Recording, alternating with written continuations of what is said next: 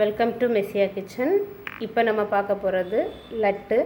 இதுவும் இப்போ நம்ம அதிகமாக கடையிலேருந்து தான் வாங்கிட்டுருக்கோம். வீட்டிலையே சுலபமாக அழகாக எப்படி பண்ணுறதுன்னு இப்போ பார்க்கலாம். லட்டு பண்ணுறதுக்கு ஒரு மிக்சிங் பவுல் எடுத்திருக்கேன். இப்போ இந்த மிக்சிங் பவுலில் 1 கப் அளவில் கடலை மாவு எடுத்திருக்கேன். இந்த கடலை மாவை இதில் சேர்க்கலாம். சேர்த்துட்டு இது பாருங்கள், ஒரு பிஞ்சு அளவில் உப்பு இதில் சேர்க்கலாம். அப்புறம் இது வந்து ஆரஞ்சு ரெட் கலர், இதில் வந்து கலருக்கு தகுந்த மாதிரி கொஞ்சம் சேர்க்கலாம். சேர்த்துட்டு இதை நல்லா கலந்து விடணும். இது வந்து ரொம்ப கட்டி கட்டியாக இருக்கும். இதெல்லாம் ஃபஸ்ட்டு நல்லா உடச்சி விட்டுக்கோங்க.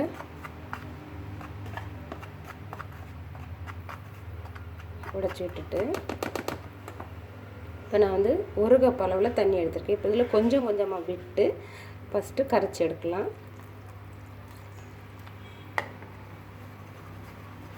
எந்த கட்டியும் இல்லாத மாதிரி நல்லா கலந்து எடுக்கணும்.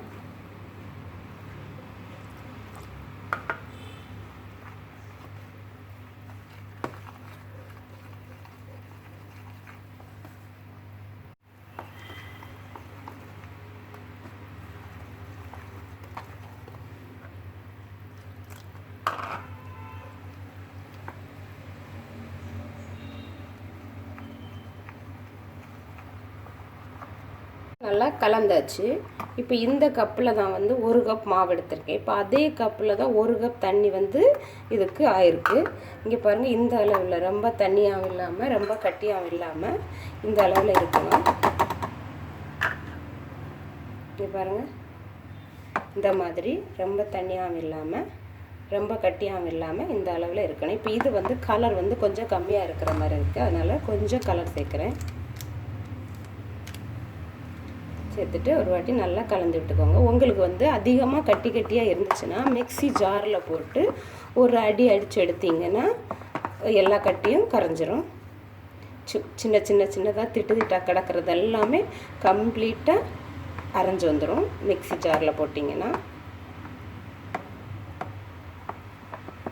இப்போ இதை வந்து நம்ம பொரிச்செடுக்கலாம்.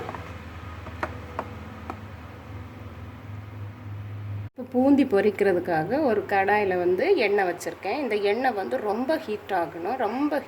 அதனால் இது வந்து ஹீட் ஆகட்டும். இது வந்து முறுக்கு பொரித்த எண்ணெய் தான் நான் விட்டுருக்கேன் பூந்தியும் பொரிக்கிறதுக்கு. நீங்கள் வந்து இந்த மாதிரி முறுக்கு ஏதாவது பொரிக்கிற எண்ணெய் இருந்துச்சுன்னா அந்த எண்ணெயை திரும்ப திரும்ப வந்து ஒரு 2 வாட்டி நீங்கள் அதை வந்து ரொம்ப டீப் ஃப்ரை பண்ணுறதுக்காக யூஸ் பண்ணலாம். மறுபடி என்ன பண்ணணுன்னா, தனியாக ஒரு பாட்டில் எடுத்து வச்சுட்டு நம்ம காய்கறி கூட்டு வைப்போம்ல அதுக்கு எடுக்கலாம், கடுகெல்லாம் தாளிப்போம்ல அதுக்கு எடுக்கலாம். மறுபடி நீங்கள் அதை வந்து டீப் ஃப்ரை பண்ணுறதுக்கு நீங்கள் எடுக்கவே கூடாது. அப்படி எடுத்தோன்னா நம்ம உடம்புக்கு வந்து அது வந்து கெடுதல். இப்போ எண்ணெய் வந்து ரொம்ப ஹீட்டாக இருக்கான்னு பார்க்குறதுக்காக ஒரு ட்ராப் எடுத்து விட்டு பார்க்கலாம். எண்ணெய் வந்து நல்லா காஞ்சிடுச்சு. இப்போ இங்கே பாருங்கள், இது மாதிரி பொரிக்கிறதெல்லாம் எடுப்போம்ல, இது மாதிரி ஹோல் உள்ள ஒரு கரண்டி உண்டுல்ல, இது மாதிரி ஒரு கரண்டி எடுத்துட்டு இதுக்கு நடுக்கு அப்படி வச்சுட்டு ஒரு கரண்டி மாவு எடுத்து இங்கே பாருங்கள், இதில் விட்டு இப்படியே லைட்டாக இப்படியே சுற்றி விட்டோன்னா இது வந்து அந்த பபிள்ஸ் எல்லாம் அப்படியே மேலே வந்துடும். நீங்கள் மறுபடியும் இந்த கரண்டியை நீங்கள் திரும்ப இங்கே எடுத்துடலாம். இது வந்து ரொம்ப ஹீட்டாக இருந்தால் தான் இதெல்லாம் மேலே வந்துடும். எண்ணெய் வந்து சூடாக இல்லைன்னா வந்து இப்படி மேலே வராது. நீங்கள் உடனே இதை வந்து சிம்மில் வச்சிடணும். ஏன்னா இது வந்து அதிகமாக வந்து பொரிய வேண்டாம்.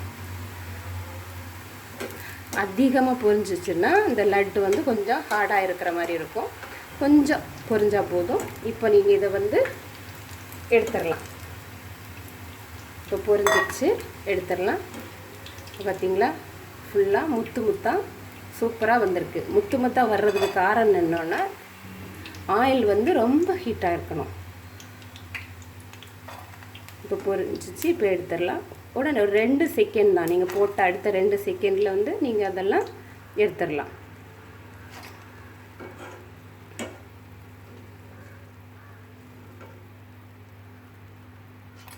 எடுத்துட்டு நீங்கள் இப்போ இதை உடனே வந்து என்னது மாவு விடக்கூடாது. கொஞ்சம் மறுபடியும் இந்த ஆயிலை வந்து கொஞ்சம் ஹீட் ஆக்கணும்.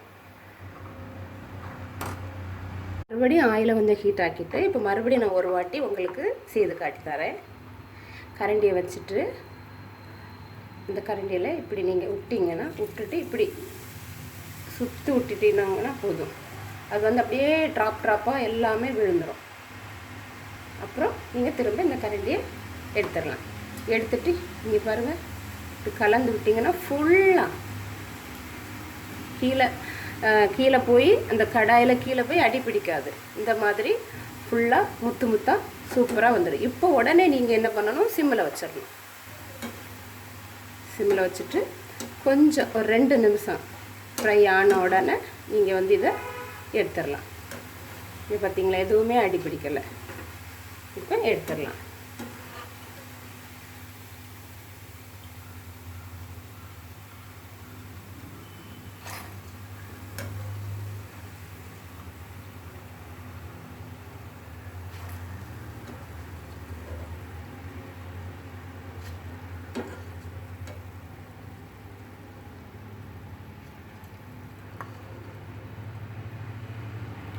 எடுத்துட்டு மறுபடியும் இதை வந்து நீங்கள் தீயை வந்து ஃபுல்லில் வைக்கணும்.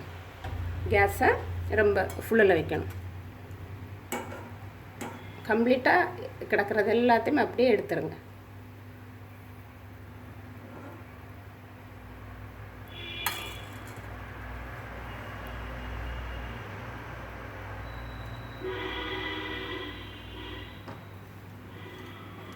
இப்போ வந்து ரொம்ப ஹீட்டாக இருக்குது.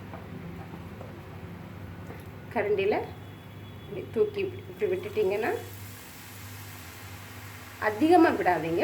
ஒரு கடாய்க்கு ஒரு பெரிய கரண்டி, ஒரு பெரிய கடாயினா ஒரு பெரிய கரண்டி. அதிகமாக விட்டிங்கன்னா ஃபுல்லாக போய் அடி பிடிக்கும். நீங்கள் இப்படி விட்டிங்கன்னா ஈஸியாகவும் இருக்கும், உடனே முடிஞ்சிருங்க. பார்த்தீங்களா?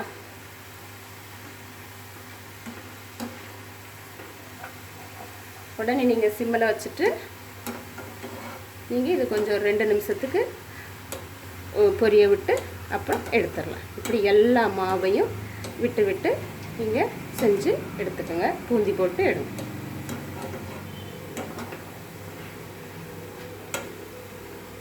எல்லா மாவையும் இங்கே பாருங்கள், பூந்தி போட்டு எடுத்தாச்சு. ஒன்றோட ஒன்று ஒட்டாமல் சூப்பராக அழகாக வந்திருக்கு.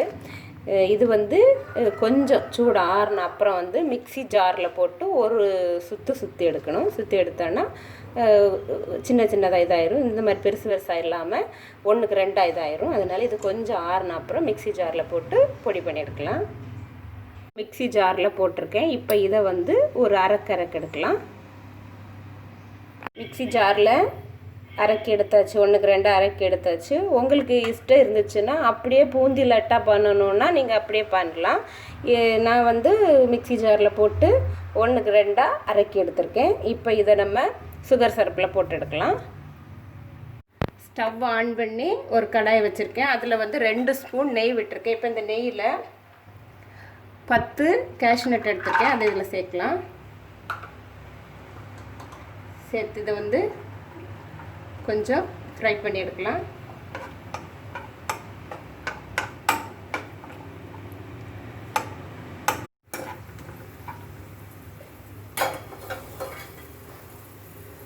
இங்கே பாருங்கள், 10 உலர் திராட்சை எடுத்துருக்கேன். இதை இதில் சேர்க்கலாம். இது இப்போ சிம்மில் தான் வச்சு ஃப்ரை பண்ணி எடுக்கணும், இல்லைன்னா கரிஞ்சிரும்.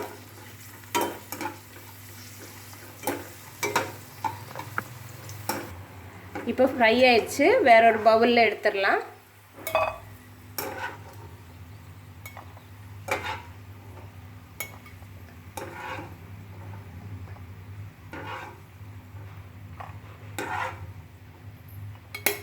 அந்த நெய்யோட அந்த பவுலில் எடுத்துடலாம்.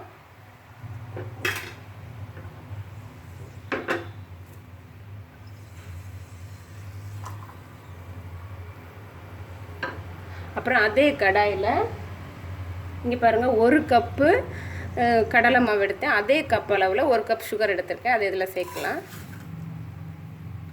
சேர்த்துட்டு 1 கப் சுகருக்கு வந்து 1/2 கப் தண்ணி,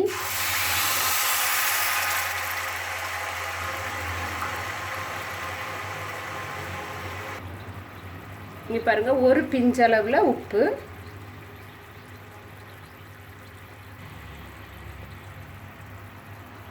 கொஞ்சம் கலர் தூள், கலர் பொடி எவ்வளோ தேவையோ அவ்வளோக்கு தகுந்த மாதிரி கலர் பொடி சேர்த்துக்கோங்க. இப்போ ஒரு 4 ஏலக்காயை உடச்சி வச்சுருக்கேன். அதை இதில் சேர்க்கலாம்.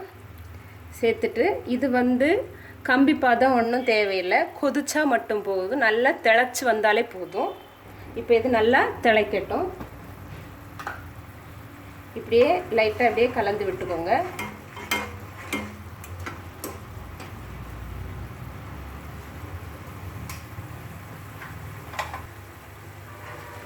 இங்கே பாருங்கள் நல்லா திளைச்சி வந்துட்டுருக்கு, கொதிச்சுட்டு இருக்கு தண்ணி.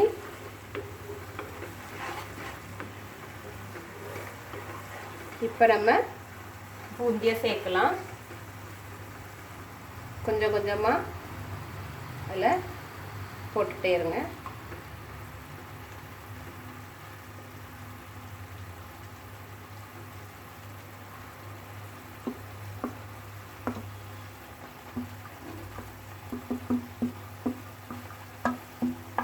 எல்லா பூந்தியையும் இதில் சேர்த்தாச்சு. இங்கே பாருங்கள் 2 கிராம்பு எடுத்திருக்கேன். இந்த கிராம்பு எதுக்குன்னா ஒரு ஃப்ளேவருக்கு தான். நம்ம லட்டு பிடிக்கும்போது இதை எடுத்து தூர போட்டுடலாம். இப்போ இது 2 கிராம்பு சேர்க்குறேன். விருப்பம் இருந்தால் சேர்த்துக்கோங்க, இல்லைன்னா வேண்டாம். இந்த தண்ணி வத்து வரைக்கும், இந்த சுகர் சிரப்பு வத்து வரைக்கும் இதை நல்லா இப்படி கலந்து விடணும்.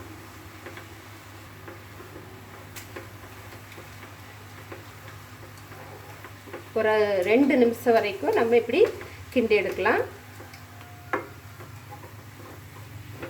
இப்போ எல்லா சுகர் சிரப்பும் அந்த பூந்தியில் சேர்ந்து ஈர்த்து எடுத்தாச்சு.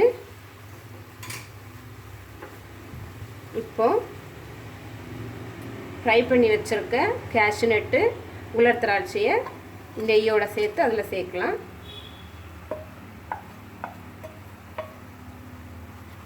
சேர்த்துட்டு நல்லா கலந்து விட்டு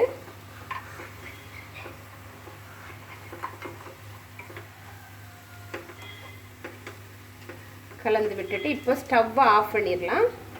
ஆஃப் பண்ணிவிட்டு எல்லாத்தையும் அப்படியே ஒன்றுக்கு மேலே ஒன்றா இப்படி சேர்த்து கொஞ்ச நேரத்துக்கு கொஞ்சம் சூடு வந்து கொஞ்சம் ஆறு வரைக்கும் இந்த மாதிரி ஒன்றோட ஒன்றா இப்படி இந்த மாதிரி கொஞ்ச நேரத்துக்கு அப்படியே வச்சுருங்க. அது எல்லாமே அதில் செட் ஆகி அப்படியே இருக்கும். கொஞ்ச நேரத்துக்கு கொஞ்சம் சூடு ஆறு வரைக்கும் ஒரு 5 நிமிஷத்துக்கு அப்படியே வச்சுருங்க. அப்புறம் நம்ம இது வந்து லட்டு போட்டு எடுக்கலாம்.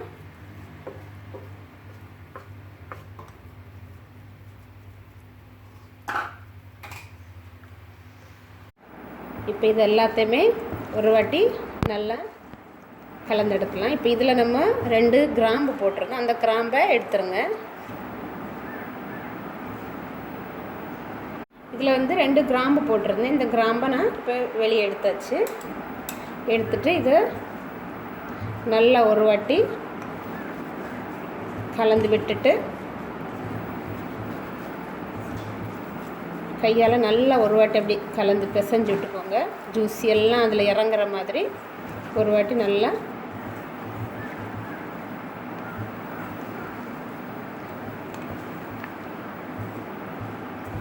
பிசைஞ்சு விட்டுட்டு இப்போ நீங்கள் ஒரு கைப்பிடி அளவில் எடுத்து லட்டு பிடிச்சி எடுத்துக்கோங்க.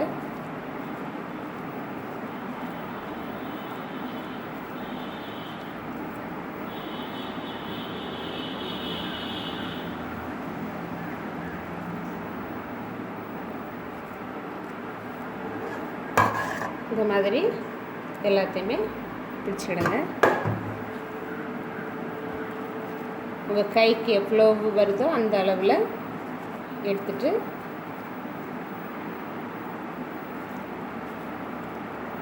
ஒரு கேஷ்நட்டை இந்த மாதிரி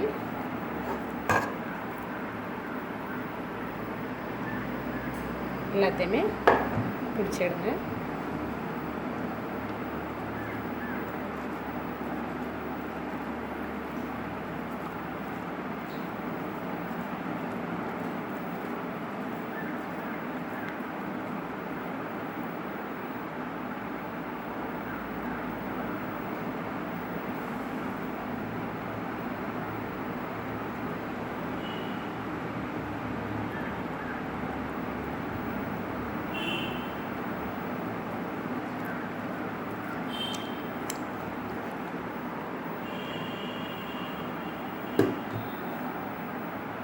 இப்போ லட்டு ரெடி ஆயிடுச்சு.